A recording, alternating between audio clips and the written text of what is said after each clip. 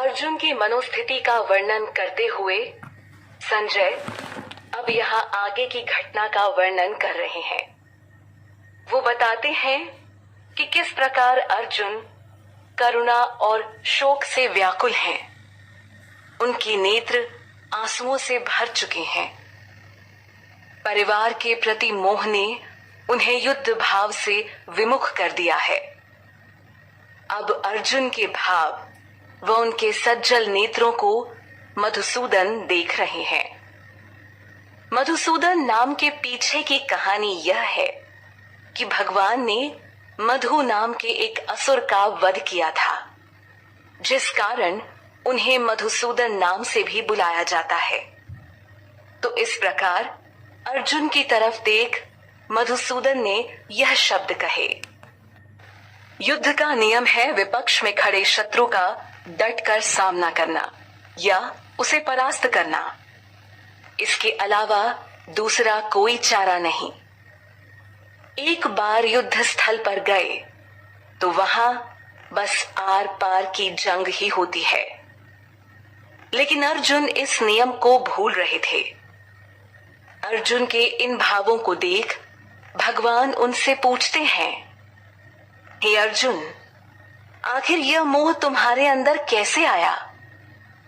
आर्य पुरुषों को युद्ध से विमुख होना या युद्ध के मैदान पर इस प्रकार की करुणा मोह दिखाना बिल्कुल शोभा नहीं देता। ऐसा करने से फिर उसे ना स्वर्ग मिलने वाला है और ना ही वो यश प्राप्त कर सकता है। भगवान ने वही बात कही जो परम सत्य है।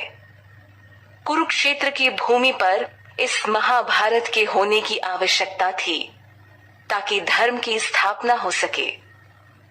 ऐसे में अर्जुन के हृदय में शत्रुओं के प्रति आई इन कोमल भावनाओं और मोह का कोई महत्व नहीं था। इससे उनके यश में कोई वृद्धि नहीं होने वाली थी। भगवान के कथन का भाव बड़ा स्पष्ट है कि हर व्यक्ति को अपने कर्तव्य के प्रति निष्ठावान रहना चाहिए। कर्म त्याग कर आज तक कोई बहादुर नहीं बन सका है। भगवान अर्जुन को कायरता न दिखाने को कह रहे हैं। भगवान ने कहा, हे पार्थ, कायरता दिखाना तुम्हारे लिए उचित नहीं। हे परंतप, अपने हृदय की इस दुर्बलता को त्याग दो। यहाँ अर्जुन को परंतप कहकर संबोधित किया गया है, जिसका अर्थ हुआ शत्रुओं का दमन करने वाला। अर्जुन क्षत्रिय थे तो परिस्थिति के अनुसार उत्पन्न इस युद्ध में शत्रुओं से लड़ना उनका परम धर्म था, न कि उससे विमुख हो जाना। भगवान की बात सुनकर यहाँ अर्जुन उन्हें सिर्फ मधुसूदन ही नहीं बल्कि अरिसूदन नाम से भी पुकारते हैं। मधुसूदन का अर्थ हम बता ही चुके हैं। वो भगवान जिन्होंने मधु नाम के असुर का वध किया था। अरिसूदन का अर्थ हुआ दुश्मनों का नाश करने वाले। अर्जुन श्री कृष्ण के सामने अपनी दुविधा व्यक्त करते हुए कहते हैं कि हे मधुसूदन, आखिर मैं कैसे द्रोणाचार्य और भीष्म पितामह के विरुद्ध युद्ध करूं?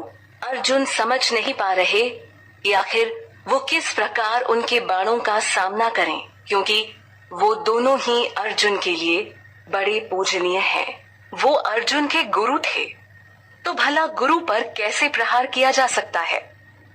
ऐसे में उनके बाणों के खिलाफ अपने बाण छोड़ना यह अर्जुन से नहीं हो पाएगा।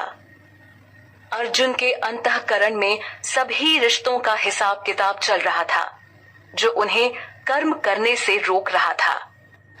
यहाँ अर्जुन कहते हैं कि अपने महानुभाव गुरुजनों को मारने के बजाय मैं भिक्षा मांगकर जीवन यापन करना पसंद करूंगा। यानी अर्जुन को गुरुजनों का वध करना बिल्कुल उचित नहीं लग रहा, जिनसे उसने जीवन में बहुत कुछ पाया, बहुत कुछ सीखा। अर्जुन समझ रहे हैं कि अगर वो इन सभी महान लोगों को मारकर सारा राज्य व धन भी प्राप्त कर लें तो क्या, आखिर यह सब उनके रक्त से ही तो सना होगा।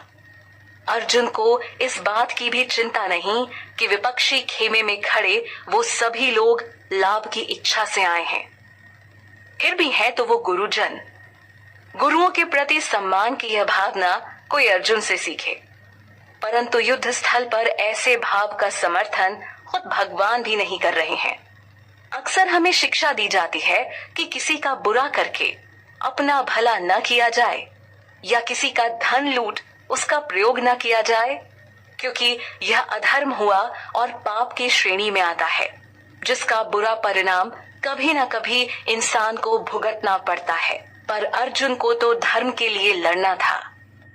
अर्जुन के मन में बार बार यही विचार आ रहा है कि जैसे वो अपने संबंधियों व गुरुओं को मारकर कोई अनिष्ट करने जा रहे हैं। वो कहते हैं कि हम तो यह भी नहीं जानते कि हमें क्या करना चाहिए। अर्जुन जिन लोगों के जीवन के प्रति इतने व्याकुल हो रहे हैं, वे ही युद्ध करने की चाह में ठीक सामने खड़े हैं। अर्जुन समझ नहीं पा रहे कि अब क्या करें और क्या ना करें। युद्ध में जीत पांडवों की हो या फिर धृतराष्ट्र के पुत्रों की, लेकिन वो धृतराष्ट्र पुत्रों को मारकर जीवित रहने की इच्छा नहीं रखते। वैसे युद्ध में जीत किसकी होगी, इसका अनुमान पहले से नहीं लगाया जा सकता। पर क्या यहाँ अर्जुन के पक्ष में श्री कृष्ण का होना एक संकेत नहीं था कि विजय किसके खेमे में जाने वाली थी? पर अर्जुन तो जीत के प्रति भी उत्साहित नहीं थे। यहाँ अर्जुन त्याग भाव दर्शा रहे थे। यह गुण छली या कपटी व्यक्ति में तो कतई नहीं हो सकता है। प्रपन्नम। अर्जुन यह बात पहले भी व्यक्त कर चुके हैं, जिसे वो पुनः बोलते हैं कि अगर मुझे धरती पर पूरा धन धान्य, संपूर्ण संपदा व शत्रुहीन राज्य भी मिल जाए तो क्या, मुझे उन्हें प्राप्त करके कोई खुशी नहीं होने वाली। अगर उन्हें स्वर्ग के देवताओं पर आधिपत्य मिल जाए तो भी उन्हें इससे कोई लाभ नहीं। अर्जुन तो एक ऐसा रास्ता चाहते हैं जो उनकी इंद्रियों को सुखाने वाले शोक से उन्हें मुक्त कर सके। शोक, चिंता, भय, व्याकुलता और मोह के इस चक्रव्यूह में आज हर कोई फंसा है। हर कोई इससे बाहर निकलना चाहता है, पर कोई बाहर का रास्ता नहीं जानता। महाभारत काल में स्वयं अर्जुन जैसे आत्मिक पुरुष ने श्री कृष्ण की शरण लेकर हम सबको संदेश दिया है कि बिना गुरु के ज्ञान नहीं, ईश्वर ही मुक्ति की सच्ची परिभाषा है। शोक, चिंता से बाहर आने का एकमात्र रास्ता है भगवान की शरण लेना, जिस शरण में अर्जुन को भी जाना पड़ा और अब उनके मन की कमान खुद भगवान श्री कृष्ण संभालने वाले थे। धृतराष्ट्र के सामने युद्ध स्थली की व्याख्या प्रस्तुत करते हुए संजय अर्जुन के मनोभाव को बता रहे हैं। संजय ने उन्हें बताया कि किस प्रकार अपने संबंधियों के साथ युद्ध करने के विचार से अर्जुन दुखी है और अब वो भगवान श्री कृष्ण से इस शोक शंका का समाधान चाहते हैं। अर्जुन ने उनकी शरण ले ली है, लेकिन यहाँ वो भगवान ऋषिकेश से बोलते हैं कि हे गोविंद, मैं युद्ध नहीं करूंगा, और ये बोल वो चुप हो जाते हैं। यहाँ अर्जुन को गुडाकेश बोला गया है। गुडा का अर्थ निद्रा है। अर्जुन ने निद्रा पर विजय पाली थी, जिस कारण उनका यह नाम पड़ा। अर्जुन इतने सक्षम थे कि अपने शत्रुओं को आसानी से मार देते। वैसे धृतराष्ट्र जैसे विपक्षी को यह सुनकर जरूर अच्छा लगा होगा कि अर्जुन युद्ध नहीं करना चाहते, लेकिन यह जानकर कि अब वो भगवान श्री कृष्ण के शरणागत होने जा रहे हैं, धृतराष्ट्र पुनः चिंतित हो गया होगा। अर्जुन के लिए भगवान श्री कृष्ण उनके सारथी बने। फिर शोक और चिंता से घिरे अर्जुन का मार्गदर्शन करने के लिए श्री कृष्ण ने उनके गुरु का किरदार निभाना भी स्वीकार किया, जो कि समस्त जगत के गुरु हैं। भगवान के प्रति शरणागत होने का अर्थ ही है समाधान को प्राप्त करना। दोनों सेनाओं के बीच अर्जुन का रथ खड़ा था और वो चिंतित दिख रहे थे। संजय इसका वर्णन धृतराष्ट्र से करते हुए बोलते हैं कि हे भरतवंशी, अर्जुन की इस स्थिति को देख भगवान कृष्ण मुस्कुराए और उनसे यह कहा। श्री भगवान अर्जुन की बात पर थोड़ा कटाक्ष करते हुए कहते हैं कि तुम बातें तो बड़े ज्ञानी और पंडितों वाली कर रहे हो, लेकिन यह नहीं जानते कि किसके लिए शोक किया जाना चाहिए और किसके लिए नहीं। ऐसी अवस्था कलयुग में एक आम व्यक्ति की देखी जा सकती है, जो हर समय व्यर्थ की चिंता, शोक और मोह में फंसा हुआ है, फिर भी ज्ञान बघारने से बाज नहीं आता। वो अपने खुद के द्वारा जमा ज्ञान से इतना भी समझ नहीं पाता कि आखिर किसके लिए उसे चिंता और शोक करना चाहिए। लेकिन ध्यान रहे, ऐसे लोगों से अर्जुन की कोई तुलना नहीं, जिसे स्वयं भगवान कृष्ण एक सखा के रूप में मिले, संबंधी के रूप में मिले, एक सारथी के रूप में मिले और वो एक गुरु रूप में भी मिले। ऐसे अर्जुन की तुलना किसी आम व्यक्ति से की ही नहीं जा सकती। भगवान श्री कृष्ण यहाँ साफ तौर पर कहते हैं कि तुम ऐसे लोगों के लिए शोक कर रहे हो जो इसके योग्य नहीं है। साथ ही भगवान बताते हैं कि एक विद्वान न तो मरे हुए के लिए शोक करता है और न ही जीवित व्यक्ति के लिए शोक करता है। यहाँ भगवान सनातन परंपरा की एक झलक प्रस्तुत करते हुए नजर आते हैं। सनातन यानी जो शाश्वत है, जो नित्य है और जो हमेशा बना रहने वाला है। श्री भगवान बोलते हैं कि ऐसा कभी नहीं था कि किसी काल में मैं ना रहूं, या तुम ना रहे हो, या यहाँ उपस्थित राजा लोग ना रहे हो। अर्जुन, ऐसा भी कभी नहीं होने वाला कि भविष्य में हम सब नहीं रहेंगे। सनातन धर्म आत्मा के शाश्वत रूप को प्रस्तुत करता है, जहाँ न आत्मा की मृत्यु होती है और न जन्म। यह हमेशा से थी और आगे भी हमेशा रहेगी। शरीर और आत्मा के बीच अंतर के इस ज्ञान को ही भगवान ने भगवत गीता के माध्यम से सबके सामने रखा है। श्री भगवान ने अर्जुन के सामने इस बात को रखा क्योंकि उनको हर जन्म और काल याद है, पर एक आम व्यक्ति दूसरा शरीर लेते ही अपने पिछले जीवन को भूल जाता है, क्योंकि उसके ज्ञान और स्मरण शक्ति सीमित है। साथ ही उसकी बुद्धि माया से ढक जाती है। तभी तो अपने शाश्वत होने की विचारधारा से जुड़ नहीं पाता और शोक चिंता में जीवन बिता देता है। उसके लिए वर्तमान का जीवन ही सब कुछ है। अर्जुन ज्ञानी होते हुए भी भ्रमित हो गए थे। तभी भगवान ने उन्हें राह दिखाई। यहाँ आखिर भगवान कृष्ण ने स्पष्ट रूप से शरीर और आत्मा के अंतर पर वर्णन किया। श्री भगवान ने बताया कि आत्मा तो अमर है, जो कभी नहीं मरती। जिस धीर पुरुष को इसका ज्ञान है, वो शरीर के खत्म होने पर शोक नहीं करता और ना विचलित होता है। कहने का मतलब हुआ कि एक धीर पुरुष शरीर के परिवर्तन में किसी प्रकार का मोह नहीं रखता है। इस आत्मा को शरीर रूपी वाहन मिलता है, जिससे वो बाल्यावस्था से तरुणावस्था और तरुणावस्था से वृद्धावस्था में अपना सफर करती है। वह बूढ़े शरीर के नष्ट होने के बाद फिर एक नए शरीर को प्राप्त करती है, जहां फिर से यही क्रम चलता है। लेकिन आत्मा का रूप शाश्वत है। भगवान अर्जुन को यही समझाना चाह रहे हैं कि मूल्य तो आत्मा का है, तो वो भला कौन सा अपने परिजनों की आत्मा को मार रहे हैं। उनके शरीर परिवर्तन की चिंता किए बिना अर्जुन को बस युद्ध करना चाहिए। भगवान श्री कृष्ण आगे बताते हैं कि जीवन में जितने भी सुख दुख आते हैं, वो सब क्षणिक होते हैं। ना तो दुख ज्यादा समय रुकेगा और ना ही सुख। ठीक वैसे ही जैसे सर्दी और गर्मी के मौसम आते जाते रहते हैं। हमें यह नहीं मानकर बैठ जाना चाहिए कि अगर जीवन में सुख आया है तो अब कभी दुख नहीं आएगा, या इसका ठीक उल्टा। लेकिन हम में दोनों को सहन करने की शक्ति व ज्ञान होना चाहिए, ताकि कठिन परिस्थितियों में विचलित न हो जाएं। भगवान कृष्ण कहते हैं, हे भरतवंशी, जीवन में यह सारे अनुभव हमें अपनी इंद्रियों और विषयों के संयोग से मिलते हैं। भरतवंशी के अलावा वैसे यहाँ अर्जुन को कौन्तेय यानी कुंती के पुत्र के नाम से भी बुलाया गया। भगवान के कथन अनुसार इंसान की इंद्रियां ही सुख दुख के बोध का मुख्य कारण है। व्यक्ति को जरूरत है कि वो बिना विचलित हुए इन सब समस्याओं को सहन कर जाए और सहन करने की कला सीखे। सुख दुख के भाव के कारण व्यक्ति को अपने कर्म से विमुख नहीं होना चाहिए। कर्म सिद्धांत पर ही अपनी बात जारी रखते हुए भगवान श्री कृष्ण कहते हैं कि सुख दुख से किसी को भी विचलित नहीं होना चाहिए।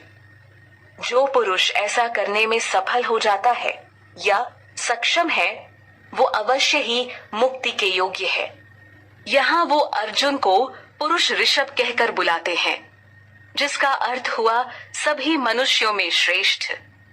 जीवन में हर कोई आने वाले सुख दुख की कड़ी से एक दिन व्याकुल होकर थका सा अनुभव करता है। वो कोई तीसरा रास्ता चाहता है। भगवान यही रास्ता तो हमें बता रहे हैं कि सुख दुख में से किसी को भी गंभीरता से न लेकर दोनों में संभाव बनाकर रखा जाए। इसी से जीवन में स्थिरता आती है और मन शांति को प्राप्त करता है। व्यर्थ के कल्मश जीवन से खत्म होने लगते हैं और धीरे धीरे मुक्ति की ओर बढ़ता है। पिछले श्लोक में भगवान कृष्ण ने अर्जुन को पुरुष ऋषभ नाम से संबोधित करके बताया कि वो सभी मनुष्यों में श्रेष्ठ हैं, लेकिन मोह रूपी अंधकार ने उनकी बुद्धि को ढक लिया है। अब श्री कृष्ण उनको प्रकाश दिखाने आए हैं।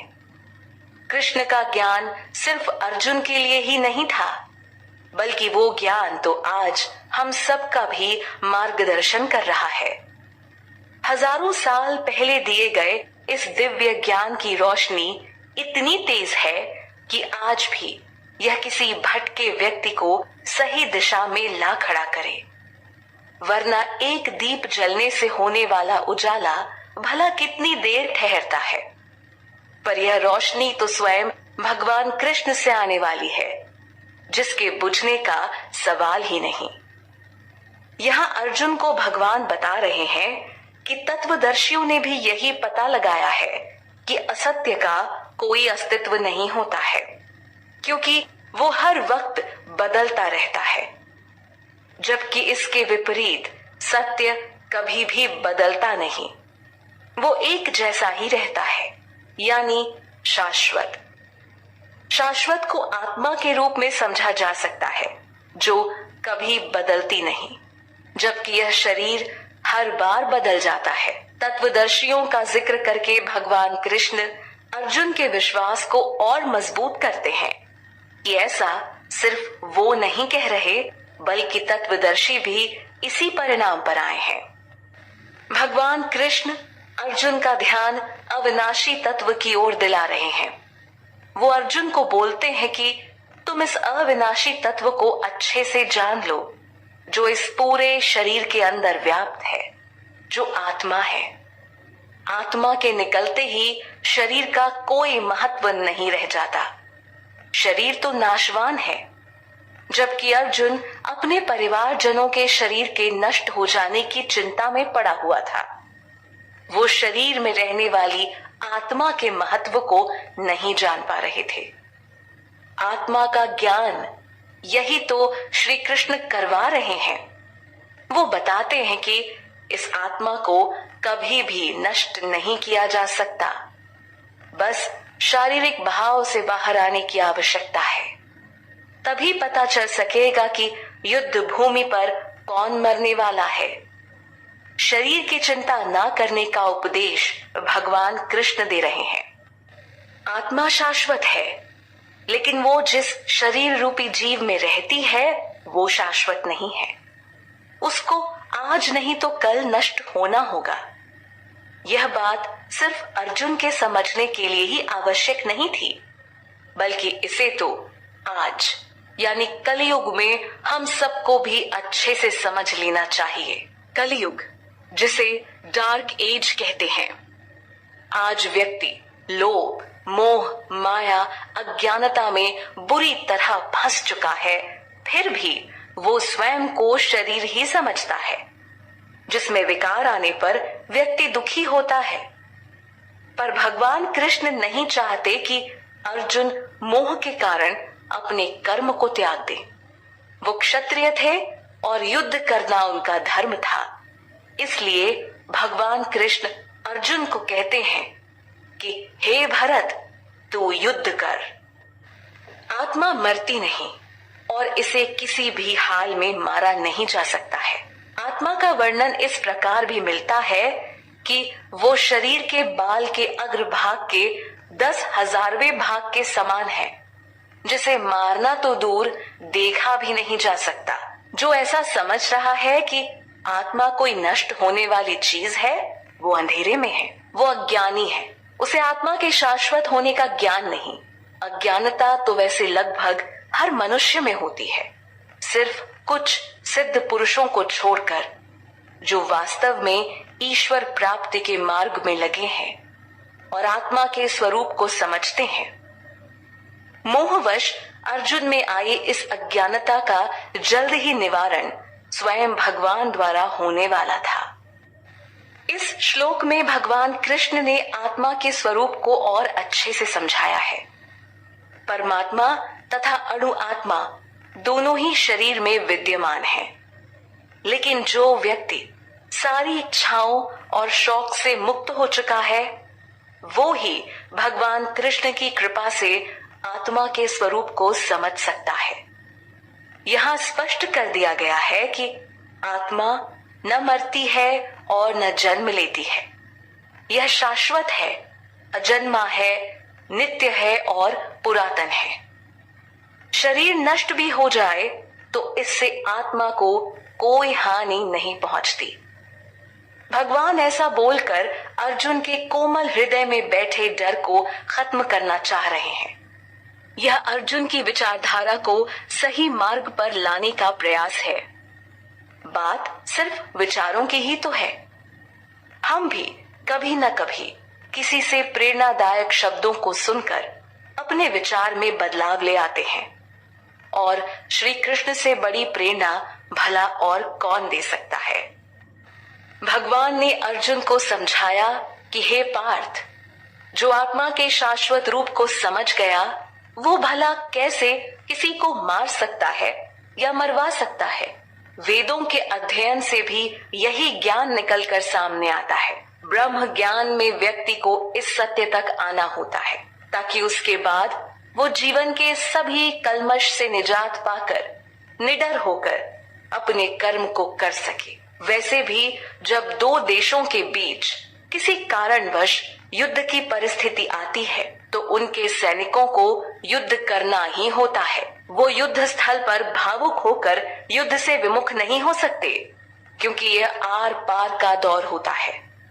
जब शांति के सारे प्रयास विफल हो जाते हैं, तब कई बार आर पार की जंग करनी पड़ती है, जैसे कि पांडवों को कौरवों के साथ करनी पड़ी थी, जिसका कारण साफ था, कौरवों द्वारा छल से पांडवों का राज्य हड़प लिया जाना। यहाँ अपनी बात को और सरल बनाने के लिए श्री भगवान ने एक उदाहरण प्रस्तुत किया है।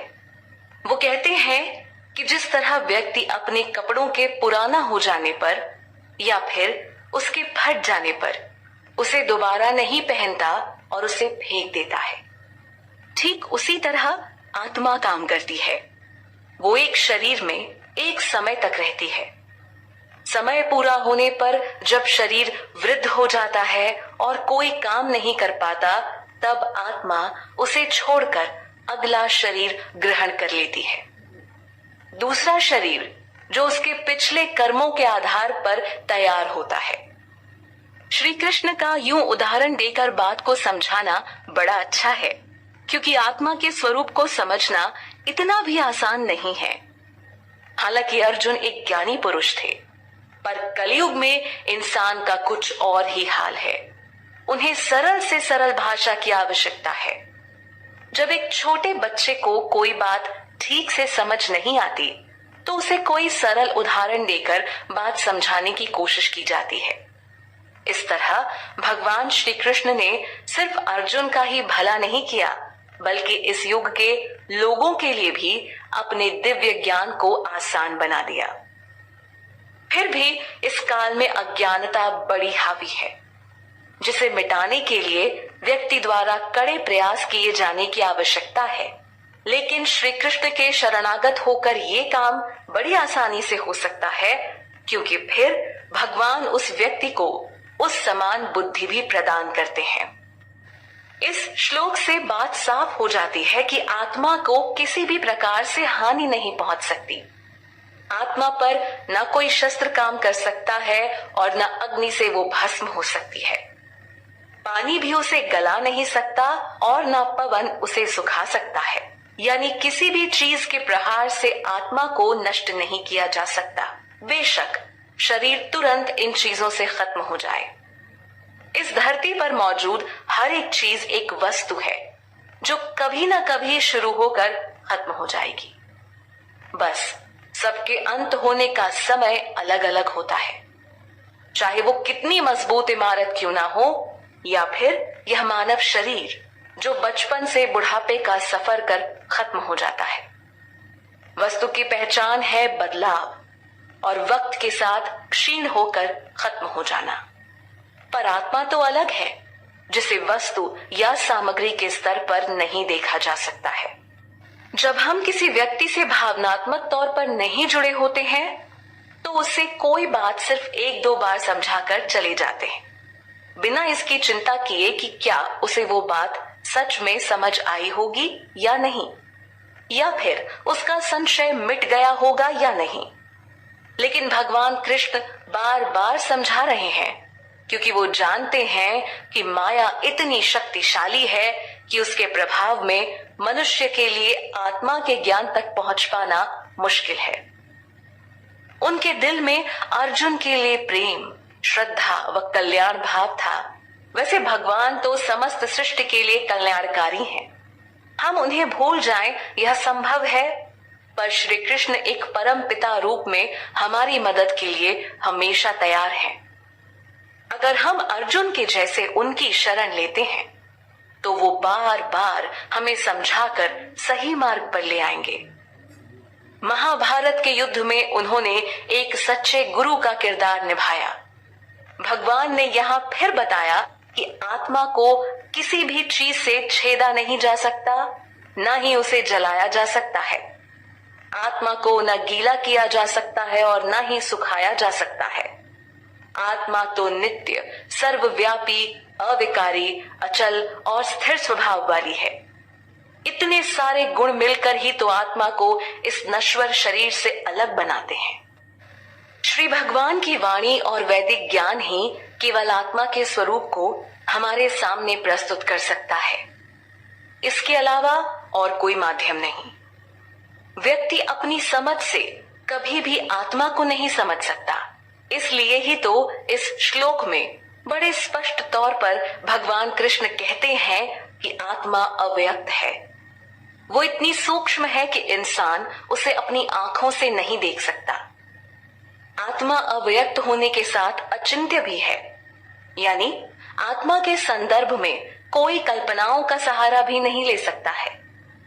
इन दोनों गुणों के अलावा आत्मा अविकारी है, जिसमें कोई विकार नहीं। मनुष्य जो विकारों से भरा है, उसकी कल्पना शक्ति भी सीमित है। ऐसे में कोई मतलब ही नहीं बनता कि इन अपूर्ण साधनों से उस पूर्ण आत्मा के पास पहुंचा जा सके। मानव की सोच भौतिक धरातल तक सीमित है, लेकिन आत्मा इस भौतिक जगत की नहीं, वो इस शरीर की भी नहीं, वो तो सिर्फ भगवान की है। कारणवश आत्मा एक शरीर से दूसरे शरीर में जाती है, जो असल में भगवत धाम जाने को व्याकुल है। इसी कारण अर्जुन को समझाते हुए श्री कृष्ण ने स्पष्ट कहा कि यह सब जानकर तुम्हें शोक नहीं करना चाहिए। श्री कृष्ण के ज्ञान से पहले अर्जुन अपनी ज्ञान भरी बातें उन्हें बता रहे थे। अर्जुन कुल परंपरा के नष्ट होने से मिलने वाले पाप आदि के बारे में बोल रहे थे। हालांकि भगवान कृष्ण ने कटाक्ष करते हुए अर्जुन की बात को काट दिया था और बताया था कि एक विद्वान व्यक्ति जीवित मृत किसी के लिए शोक नहीं करता। भगवान के उपदेश अनुसार ठीक वैसे ही अब अर्जुन को व्यवहार करना चाहिए।